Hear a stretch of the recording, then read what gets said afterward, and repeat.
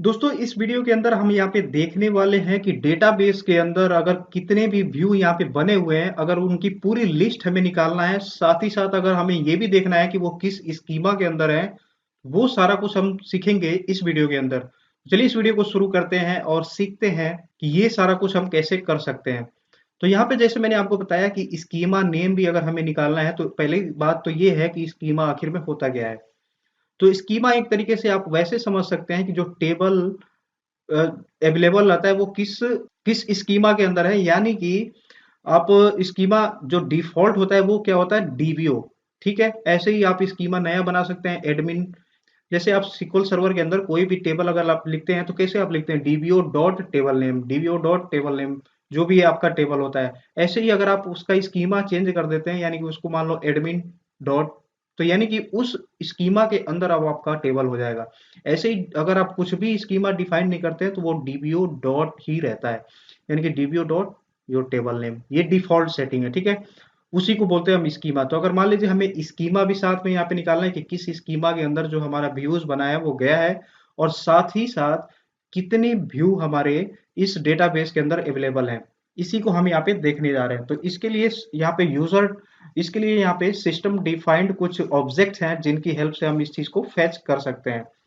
तो मैं यहाँ पे जो अपनी सेलेक्ट की स्टेटमेंट है उसको मैं लिखता हूँ सेलेक्ट, और ये हम निकालते हैं वैसे from S system dot views के अंदर से निकालते हैं। ठीक है, ये यहाँ पे डिफाइंड है क्योंकि ये सिस जो है ये सिस्टम डिफाइंड ऑब्जेक्ट है। ठीक है, तो इसी के अंदर से हम यहाँ पे निकालने वाले हैं। इसको मैं एलियास दे देता हूँ व्यू, व्यू का यहाँ पे वी। ठीक है, तो यहाँ पे हमें स्कीमा निकालना है, तो सबसे पहले हम जो स्कीमा निकालने का यहाँ पे तरीका है उसको हम लिख देते हैं, वो है ऑब्जेक्ट स्कीमा नेम, ये फाइंड करने का। ठीक है, इसी के अंदर हमें जो हमारा ऑब्जेक्ट बनता है उसकी जो आईडी बनती है वही होता है स्कीमा।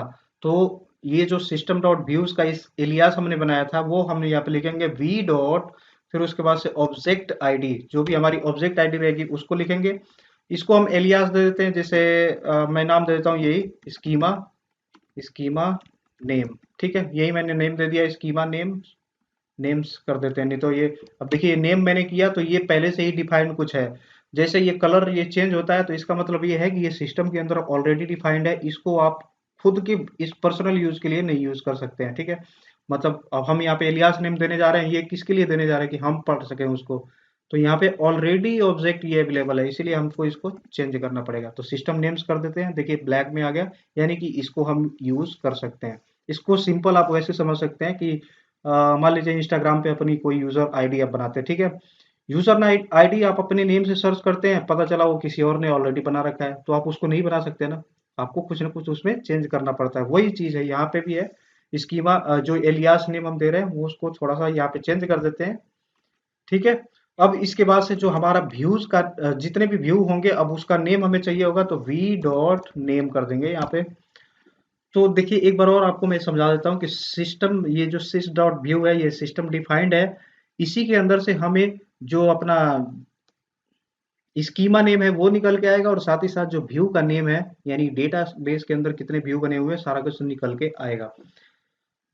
तो अब हम इस क्वेरी को यहाँ से सेलेक्ट करके एग्जीक्यूट कर देते हैं। तो अब आप देख सकते हैं कि पूरे डेटाबेस के अंदर, यहाँ पे भी आप SQL सर्वर से देख सकते हैं कि डेटाबेस के अंदर सिर्फ एक ही व्यू है, और क्वेरी भी यही बात बता रही है। ठीक है, इस क्वेरी की हेल्प से स्कीमा नेम क्या निकल के आया है, वो निकल के आया है डीबीओ, यानी कि ये डीबीओ के अंदर है।